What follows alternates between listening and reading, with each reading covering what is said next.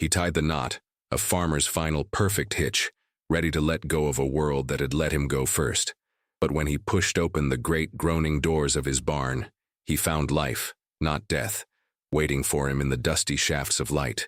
Before we get into this tale, let us know in the comments where are you watching from, and subscribe if you want more content like this one. The walk from the house was the longest journey of Elias Thorne's life, each step a final goodbye to the land that had betrayed him. The dust, fine as milled flour, rose in sad little puffs around his worn-out boots, a constant reminder of the rain that never came. It coated everything, a uniform of failure. It was in his throat, in the lines on his face, in the hollow space where hope used to live. The sun beat down with a personal kind of cruelty, bleaching the color from the sky, from the fields, from the very soul of the man who had poured his own into the cracked and barren earth. He carried the rope coiled in one hand, its coarse fibers a rough grounding presence against his calloused skin. It felt heavier than it should, weighted with years of debt, with the ghost of his wife, Martha, and with the crushing silence of a house that was no longer a home. Every landmark was a wound. There was the old oak where he'd carved his and Martha's initials inside a lopsided heart 30 years ago. Its leaves were now brown and curled, a dying testament. There was the field where his father had taught him to drive the tractor, a field that now offered up nothing but withered stalks and the mocking glint of sun on stone. The world had shrunk to this half-mile walk. His entire existence, all the sweat and prayer and back-breaking labor, had been distilled into this one final act of surrender. He didn't feel anger anymore, not the hot, roaring kind. That had burned out months ago, leaving behind this cold, dense ash of resignation. It was a simple calculation now, a problem of arithmetic. The bank owned the land, the drought owned the crop, and the grief owned him. There was nothing left in his column. The barn loomed ahead, its familiar silhouette a comfort and a judgment. It was the last piece of him they couldn't take. Inside its cool, shadowed space, he would find his release. He imagined the quiet, the stillness after the fact. No more listening for the sound of the banker's car on the gravel drive. No more staring at the mercilessly clear sky. No more waking up to the ache of Martha's absence beside him. He reached the massive weathered doors, his knuckles white as he gripped the rope. The wood was warm beneath his other hand, a final fleeting touch of the life he'd built. He took a breath that felt like it was tearing its way through his lungs, and he pushed. The doors groaned open on protesting hinges, a sound like a drawn-out moan. Dust motes, ancient and sacred, danced in the diagonal shafts of afternoon light that pierced the gloom. The familiar scent of old hay, dry earth, and leather washed over him, a scent that was once the smell of purpose, of life. Today it was the smell of his tomb. His eyes, accustomed to the brutal glare outside, took a moment to adjust. He saw the high crossbeam, dark and sturdy against the rafters, the one he had picked out in his mind a week ago. It was perfect, a final, reliable piece of this broken place. He started to move toward it, his boots scuffing softly on the dirt floor, but then he froze. A sound, not the wind, not a rat skittering in the walls, a human sound. A soft, rhythmic murmur, almost too low to be real. His gaze dropped from the rafters, scanning the shadowed corners of the barn, and then he saw them.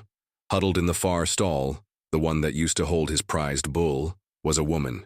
Her back was to him, her head bowed, and around her, clustered like frightened chicks, were 4 small children. They were native, their hair long and black, their clothes worn and dusty from travel. The woman was praying, or chanting, her voice a low, desperate river of sound in a language he didn't understand, but whose meaning was terrifyingly clear. It was the sound of a soul at the very end of its own rope. For a long, silent moment, Elias simply stood there, a statue of disbelief. The rope in his hand suddenly felt foolish, obscene. His private, monumental despair felt cheapened, interrupted. A surge of hot, possessive anger, the first real emotion he'd felt in weeks, rose in his chest. Trespassers, squatters, on his land, in his barn, in his final sacred moment. He took a step forward, the sound of his boot loud and intrusive in the hallowed quiet. The woman's voice stopped. She turned her head slowly, her movement measured and weary, not startled. Her face was a mask of exhaustion, carved with lines of hardship that mirrored his own, yet her eyes held a different fire. Not the banked embers of defeat, but the defiant, cornered spark of a mother protecting her young. The children shrank behind her. The oldest, a boy of maybe 10, stared at Elias with wide, dark eyes that held no fear, only a solemn, unnerving assessment. "What are you doing here?" Elias's voice was a rasp, a rusty thing unused to anything but curses and pleas to God. The woman looked at him, then at the coiled rope in his hand, her gaze lingering on it for a beat too long. A flicker of understanding, or perhaps pity, crossed her features. She pulled her children closer. "Surviving," she said, her voice quiet but clear, each syllable landing like a stone in the heavy silence. A memory, unbidden and sharp as a shard of glass, cut through the tense standoff in the barn. It wasn't of the drought or the debt, but of a different time, a different son. He saw Martha, her face smudged with dirt, laughing as she tried to wrestle a stubborn fence post into the ground. Her hair, the color of autumn honey, was tied up in a faded blue kerchief, and her smile was brighter than any sun that had ever shone on this land. "It's not just dirt, Eli," she'd told him, leaning on her shovel and wiping a bead of sweat from her brow. "It's a promise." They had just bought the place, pouring every cent they had and every dream they could muster into its keeping. The land was hard, but they were young and harder. They saw not the rocks and the weeds, but the generations that would follow, the legacy they would build with their own 2 hands. He remembered the feel of her hand in his as they walked the property line that first evening, the setting sun casting their shadows long and hopeful before them. The barn, then, was not a place of endings, but of infinite beginnings. It smelled of fresh-cut lumber and possibility. They had held their first real dance on its freshly swept floor, just the 2 of them, a portable radio crackling out a tinny waltz. He could almost feel her in his arms, her head on his chest, the rhythm of her heart a steady beat against his own. "We'll make it," she had whispered into his shirt. "We'll always make it." Every corner of this farm was soaked in her memory. He had planted the small vegetable garden by the house for her, fighting the stubborn clay soil until it finally yielded tomatoes and squash under her patient care. He had repaired the porch swing where they sat on summer nights, listening to the crickets and watching the stars emerge, their silence comfortable and complete. This land wasn't just his livelihood. It was the physical manifestation of his love for her, the last tangible piece of their shared life. Losing it wasn't just a financial failure. It was a betrayal of that promise, an erasure of her. The drought had taken the crops, but it felt like it was taking her, too, all over again. The vibrant green of her garden had turned to brown dust. The porch swing hung motionless and silent. The fields that had once represented their future now mocked him with their emptiness. And now, this. Strangers in the heart of their sanctuary, their presence a profane intrusion on his grief.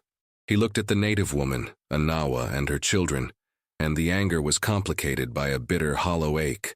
They were seeking shelter in the wreckage of his life, trying to build a fire from the ashes of his dreams. The irony was a physical weight in his chest. He had come here to die because his life was empty, and he had found it full of other people's desperation. The memory of Martha's laughter faded, replaced by the suffocating silence of the present, a silence that was now shared, and somehow all the more unbearable for it. The word hung in the air between them, surviving. It was a mirror held up to his own intention, and the reflection was grotesque. He had come here to stop surviving. The anger in his chest slowly deflated, leaving a void of confusion. He couldn't order them out. The words wouldn't form. To send them back out into that merciless sun felt like an act of cruelty he wasn't capable of. Not today. To let them stay felt like an abdication of everything. His property, his privacy, his plan. He gave a curt, jerky nod, a gesture that meant nothing and everything, and turned his back on them. He walked out of the barn, leaving the rope on a dusty workbench just inside the door. It lay there, a coiled serpent, its purpose thwarted, waiting. He didn't go far. He slumped down onto the steps of the back porch, the wood groaning under his weight. The house behind him was a hollow shell, full of ghosts and unpaid bills. The barn before him was a vessel of unwelcome life. He was trapped between the two, a man without a place in his own world. He could feel their presence across the yard, a silent, persistent weight. He imagined them in the stall, the children's wide, watching eyes, the woman's quiet dignity. He tried to summon the anger again, the righteous indignation of a landowner whose property had been invaded, but all he felt was tired, a deep, soul-level weariness that went beyond the physical exhaustion of farm work. It was the fatigue of a man who had fought a long, losing battle against God and the bank. He put his head in his hands, the rough skin of his palms scraping against his stubbled cheeks. What now? The elegant simplicity of his plan was shattered. He couldn't just proceed. Not with them there. Not with the image of that little boy's solemn gaze burned into his mind. Their presence was an accusation. It told him his suffering, as vast and all-consuming as it felt to him, was not the only suffering in the world. He had thought himself alone in his misery, a solitary island of despair. But the tide had just washed a boatload of refugees onto his shore. The sun began its slow descent, painting the dusty sky in hues of orange and purple, a beautiful lie that promised a better tomorrow. Elias didn't watch it. He stared at the barn, a dark shape against the dying light. He could hear nothing, but he knew they were still there. A profound and unsettling stillness settled over the farm, a truce born of mutual desperation. He was a man who had lost the will to live, and they were a family fighting to do just that, and for one night, they would share the same broken piece of earth, their separate silences weaving together into a single, complex quiet. The morning brought no clarity, only a raw gray light and the continuation of the stalemate. Elias woke on the porch, a crick in his neck, and a foul taste in his mouth. The world looked the same, just as hopeless, but now his despair had an audience. He made coffee, the ritual mechanical, pointless. As he stood by the kitchen window, he saw movement. The oldest boy, the solemn one, emerged from the barn, carrying a small, rusty bucket. He walked hesitantly toward the old hand pump, his eyes fixed on the farmhouse, watching for any sign of hostility. Elias didn't move. He just watched as the boy struggled with the heavy iron handle, his small frame straining to draw water from the reluctant well. A part of Elias, the hard, prejudiced part shaped by the talk he heard in town, bristled, but a deeper, older part, the part that was just a man, felt a pang of something he couldn't name. The boy finally got a trickle of water and began the slow walk back, spilling half of it with each careful step. Elias turned away from the window. Later that morning, a cloud of dust on the horizon announced a visitor. It was Sheriff Brody's truck, a familiar and unwelcome sight. Brody was a man who enjoyed the small authorities of his position, a walking embodiment of the town's narrow-mindedness. He pulled up, letting the engine idle for a moment longer than necessary, and climbed out, adjusting his belt over his considerable gut. "Elias," he boomed, his voice too loud for the quiet morning. "Just making my rounds. Heard from old man Hemlock down at the store you've been looking lower than a snake's belly in a wagon rut." Brody's eyes scanned the property, a casual but thorough inventory. "Everything all right out here? No trouble? No vagrants?" The word was loaded, aimed. The town had little tolerance for outsiders, and none at all for the native families who were sometimes seen passing through, displaced from the reservation by their own brand of drought and government neglect. Elias felt a cold knot tighten in his stomach. This was the moment. He could tell the truth. Brody would handle it, run them off, and Elias would be left alone again with his ghosts and his rope. The path would be clear. But the image of the boy at the pump flashed in his mind, the defiant, weary face of the mother. He looked the sheriff in the eye, his own face an unreadable mask of exhaustion. "Just the usual trouble, Brody," he said, his voice flat. "Drought, debt, the regular plagues." Brody grunted, not entirely satisfied. His gaze lingered on the barn. "You sure? Heard some strange talk. Folks getting desperate. Gotta be careful who you let squat on your land. Sets a bad precedent." Elias shrugged, turning to spit a stream of coffee grounds into the dust. "Nothing here but me and the ghosts, Sheriff. You know that." It wasn't a lie, not entirely, but the omission felt enormous, a silent act of conspiracy with the people in his barn. Brody finally seemed to accept it, or perhaps just grew tired of the effort. He gave Elias a patronizing slap on the shoulder. "Well, you keep your head up, you hear? A man's got to stand tall. He climbed back into his truck and drove off, leaving behind another cloud of dust and a thick, suffocating tension. Elias stood there for a long time, watching the dust settle. He had made a choice. He didn't know why, but he had lied to the law to protect them. He had drawn a line in the dirt, and he had placed himself, however reluctantly, on their side of it. That evening, the air grew thick and heavy, the prelude to a storm that would likely pass without offering a single drop of rain. A new sound joined the chorus of the crickets, a child's cough, thin and ragged, coming from the barn. It was a persistent, weak sound that scraped at the edges of Elias's solitude. He tried to ignore it, turning up the volume on the old radio, but the sound found its way through the static, a tiny, insistent pulse of suffering. He thought of Martha. She had been a nurse before they married, and her instincts never left her. She had a remedy for everything, a gentle touch that could soothe any fever. The house was still full of her things, including a small wooden box of tinctures, salves, and medicines she had always kept stocked. He found himself standing before the linen closet, his hand hovering over that box. He was a fool. What was he doing? These weren't his people, not his problem. His only problem was the rope he'd left hanging on its hook. But the coughing continued, weaker now, punctuated by a low murmur from the mother, Anawa. It was the sound of a mother's fear, a language he understood perfectly, with a curse directed at himself, at God, at the whole damned world. He grabbed the box and a dusty jar of water and marched out of the house. He didn't knock. He pushed the barn door open and strode in. The family was huddled together on a bed of old straw. The smallest child, a little girl no older than 4, was wrapped in a thin blanket, her face flushed, her breathing shallow. Anawa looked up at him, her eyes wide with a mixture of fear and fierce protectiveness as he approached. She drew the child closer. Elias stopped a few feet away, his movements stiff and awkward. He knelt, placing the box and the water on the dirt floor between them. He didn't say a word. He just opened the lid. Inside were small, amber-colored bottles with faded hand-written labels. "Feverfew," he grunted, holding up one of the bottles. "Martha's, my wife's. It's good for a fever." Anawa stared at the bottle, then at his face. Her expression was unreadable, a deep well of pride, suspicion, and desperate need. For a long moment she did nothing. Elias felt a prickle of annoyance. He had made the gesture. If she was too proud to accept, that was her business. He started to pull his hand back. But then, slowly, she reached out. Her fingers, slim and work-roughened, brushed against his as she took the small bottle. The brief touch was like a spark, a surprising jolt of shared humanity in the desolate landscape of his grief. She uncorked it, sniffed the contents, and then, with infinite care, she measured a few drops into the jar of water and gently coaxed her daughter to drink. They sat in silence, the only sounds the child's labored breathing and the distant rumble of heat lightning.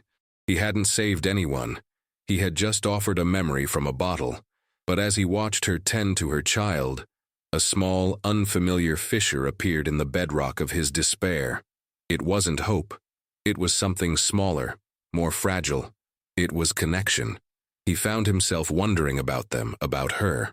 The question of how they came to be in his barn began to matter more than the fact that they were there. A few days passed in this strange, unspoken rhythm. He would leave food, a few eggs, a loaf of stale bread, on a crate near the barn door. He never saw them take it, but it was always gone when he checked later. The little girl's fever broke, and the ragged coughing subsided. Sometimes he would see the children exploring the edges of the farm, their movements tentative, like small deer testing the safety of a clearing. The oldest boy watched him constantly with that same unnerving solemnity. One evening, as he sat on the porch steps staring at nothing, Anawa approached. She moved silently, her feet bare on the cool earth. She didn't come close, just stood at a respectful distance, a dark silhouette against the twilight. "The girl is better," she said. It wasn't a thank you, not exactly. It was a statement of fact, an acknowledgement of the bridge he had built. Elias just nodded.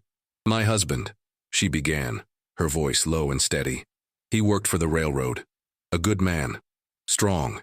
She spoke in short, simple sentences, but the story she wove was vast and heavy.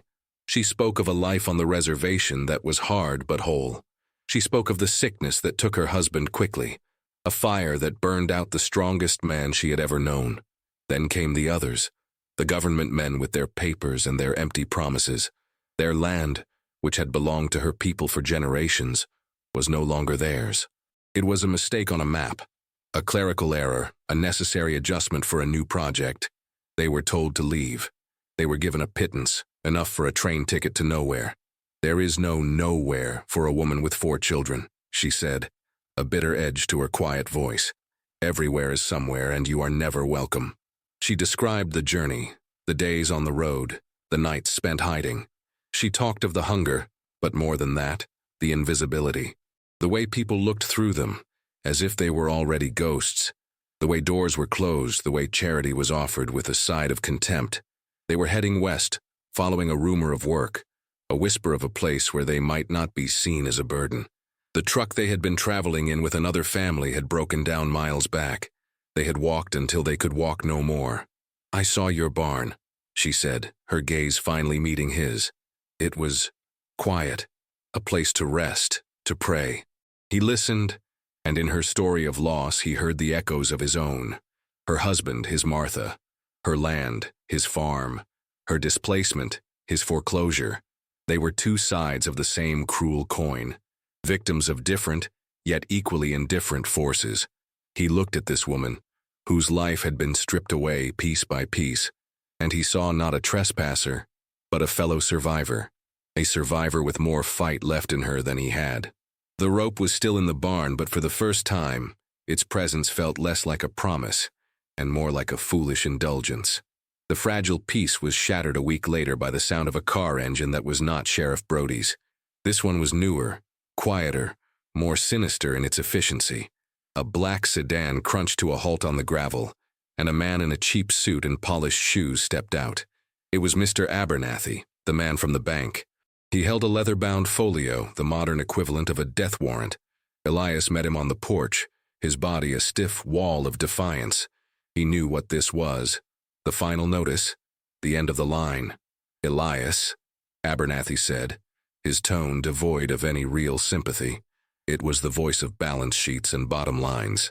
"I'm sorry it has to come to this, but the bank has exercised its final option. The property is in foreclosure. You have 30 days to vacate the premises." He extended the folio. Elias didn't take it. He just stared at the man, at the crisp white shirt that had never known a day of real sweat, at the soft hands that had never felt the sting of a splinter or the ache of a harvest. This man was the face of the storm that had no rain, the embodiment of the ink that was more powerful than blood and soil. 30 days, Elias repeated, the words tasting like ash. "And then what, Abernathy? Where does a man go when his own land is no longer his?" Abernathy shrugged, a small, dismissive gesture. "The bank is not a charitable institution, Elias. It's business." As he spoke, a small sound, a child's unintentional laugh, escaped from the barn. It was a brief, light sound, but in the tense silence it was as loud as a gunshot. Abernathy's head snapped toward the barn, his eyes narrowing with suspicion. "What was that?" he asked, a new predatory interest in his voice. "Thought you were alone out here." Elias's heart hammered against his ribs. The sheriff was one thing. This man was another. Abernathy would see the family not as people, but as a liability, a complication to be dealt with swiftly and without mercy. He would bring the law, the real law, down on all of them. "Rats," Elias said, his voice a low growl. "Place is full of them. Big ones." He took a deliberate step off the porch, drawing Abernathy's attention back to him. To create a diversion, a real one, he did the only thing he could think of.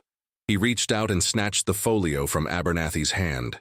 "This isn't business," Elias snarled, his voice trembling with a rage he hadn't felt in years.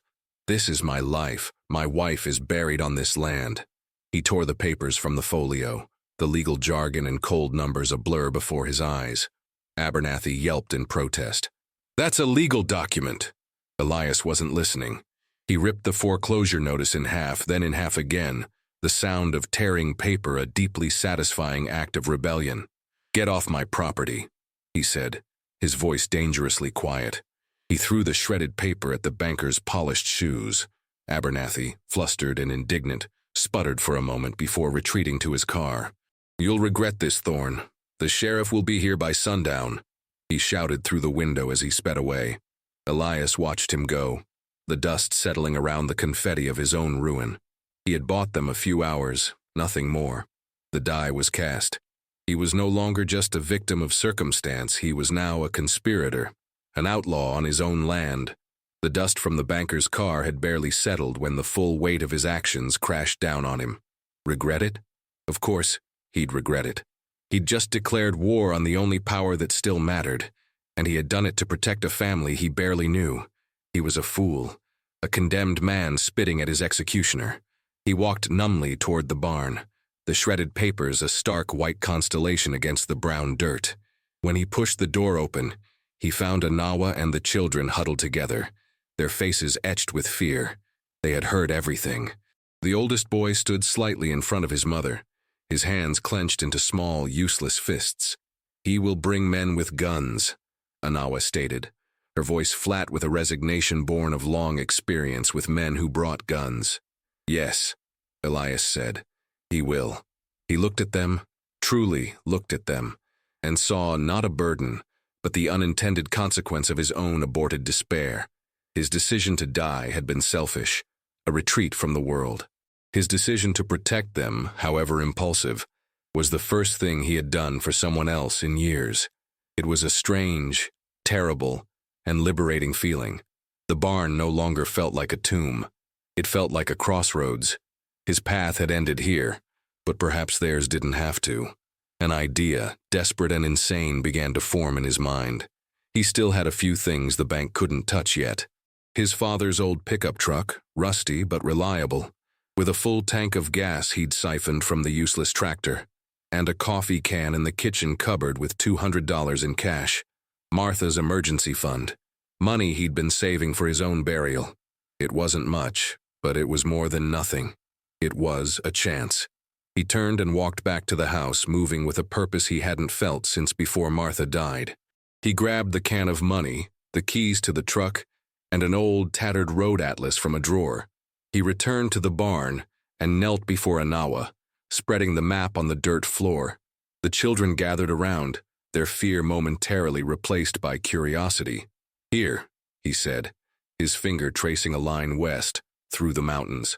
"There are small towns here, logging communities, places a man with a strong back can find work, places where they don't ask too many questions."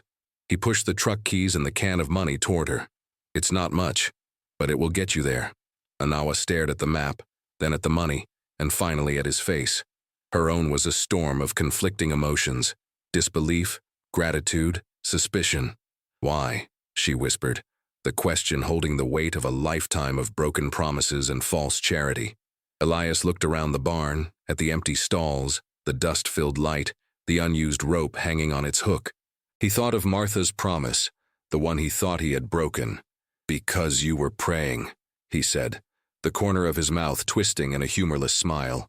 Someone had to answer. It was a bitter, ironic truth. They had prayed for their own survival and had inadvertently saved his, by giving him a reason to live if only for one more day, to see them to safety. He was giving them everything he had left, not out of saintly goodness, but because in the utter ruin of his life, this one act felt like the only thing left that made any sense at all. The departure was a quiet, hurried affair, under the bruised colors of the coming twilight. Elias helped the children into the cab of the old pickup, their small, odd faces pressed against the glass. The truck smelled of rust and gasoline, the scent of a desperate escape. Anawa took the driver's seat, her hands gripping the large steering wheel with a white-knuckled intensity.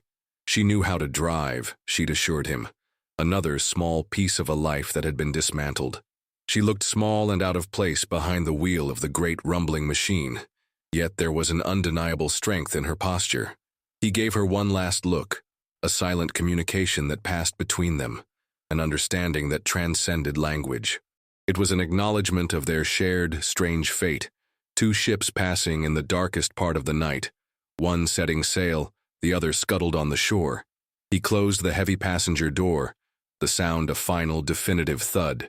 With a lurch and a groan of protesting metal, the truck rolled forward, its headlights cutting a weak yellow path into the growing darkness. Elias stood in the driveway, a solitary figure in the vast, empty landscape, and watched it go.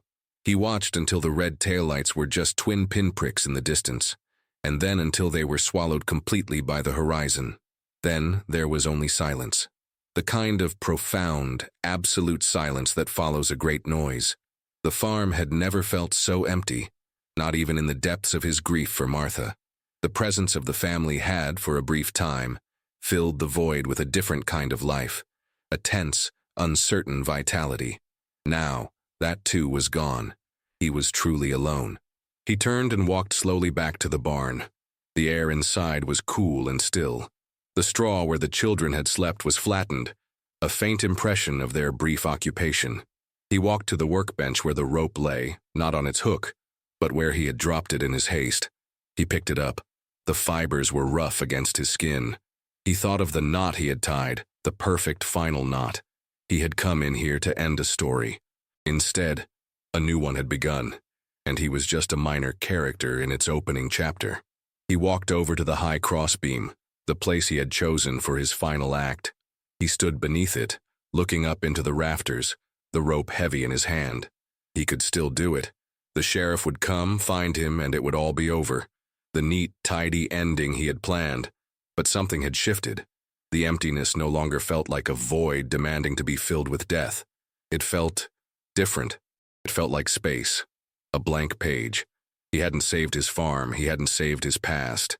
He hadn't even truly saved himself. He had only performed a single, desperate act of humanity in a world that had shown him little. But it was enough. With a slow, deliberate movement, he uncoiled the rope, not to throw it over the beam, but to coil it properly, the way his father had taught him, a tool to be put away, not used as an exit. He hung it on a peg on the wall, its purpose returned to the mundane. He didn't know what he would do when the sheriff arrived. He didn't know where he would go. He had nothing left but the clothes on his back and a piece of land that would belong to another man by morning. But as he stepped out of the barn and into the night, he looked up at the first few stars pricking the velvet darkness, and for the first time in a long, long time, he was not thinking about the end. He was facing the terrifying, uncertain, and vast expanse of a new beginning.